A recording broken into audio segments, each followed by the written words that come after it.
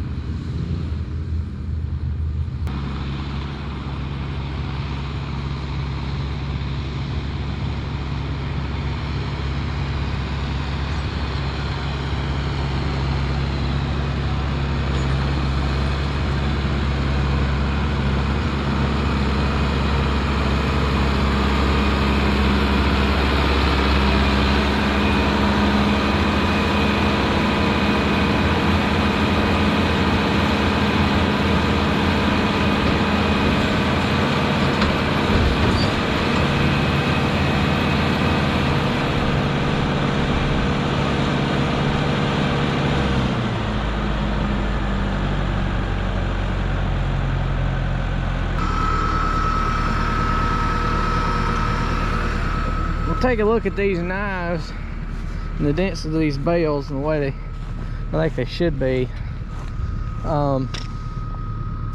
So from the core out, I can't even get my fingers to even start in the side of these bales. There's no push in puff to these bales. There shouldn't be on any baler. Obviously the very center there's a little bit, but I cannot even get my fingers in that. All the way down. Obviously this area here from the net is going to release some, so they'll be a little bit softer. It kind of gets softer right about here in these bales right there, but I still can't get my fingers in it all the way up till probably that last inch or two. I can start to get my hand in there, but from there down I can't get my fingers even in those bales, and that's the way they should be, and they're good heavy dense bales. Now let's take a look. That's the way I like my bales to be when I bale them as far as density. You can hear it. They're heavy. I don't know what they weigh, but they're heavy. I got the valve lock. We'll take a look at these knives. They're not in here, but the blanks are, and they're set in the same slot. So if I run all 17 knives, they are going to be from the inside a little 1/16 less than 2.5 inch slices. If you do 9, I'd say you could take one of these out of each one, or maybe 8, and they're going to be slicing at, from the inside, 5 inches. So you'll have 5 inches slices. That may be with 8, or that may be with 9. I'm not 100% sure.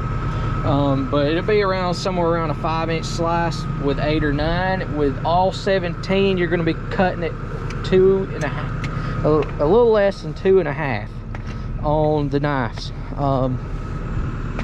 And that's all. You can change the knife cut, or how many knives there is from the cab. To remove these knives, you pull this handle here and push it down, and that'll release them. Then you come back here, you pull right there, slide them back and pull up, and it'll pop right out.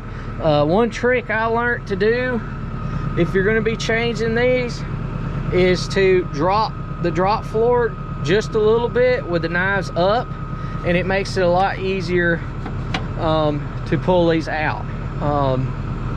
Because what'll happen with is when this rotor in here's turned like that right there, it can make it a little bit difficult to get those knives to clear the main centerpiece right here. One thing different about this baler than the Klaus is it has 3 rollers in here in the bottom for the bale to spin on. The Klaus does not have that design. The Klaus actually has a shield right here up against this rotor, and the rotor teeth spin the bale, and the bale turns on that shield. There is no rollers inside of that baler, and the belts carry it the rest of the way. So that's one huge difference between the two of them. I like this a little bit better in some ways, because it makes it a little bit easier to turn, I guess you could say, as far as pulling it with the bale. But so far I love this thing. It does a really good job. The hatch is not a hydraulic kick, it's spring loaded. These have enough spring and there's enough fall, even if you're going uphill, they will throw them out past these bale ramps, and they'll pop up and keep the bale from rolling back into the baler where the hatch will hit it. Never had an issue with that on the other one, or so far on this one being a problem. And I'm talking about even up a hill. They'll throw a good hill with a good incline.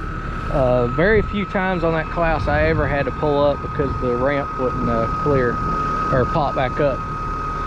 But that's the 4160V RB Massey Ferguson's knife cut. This is the extra cut with the knives. So that's it. for today. Thanks for watching. Please comment, rate, and subscribe.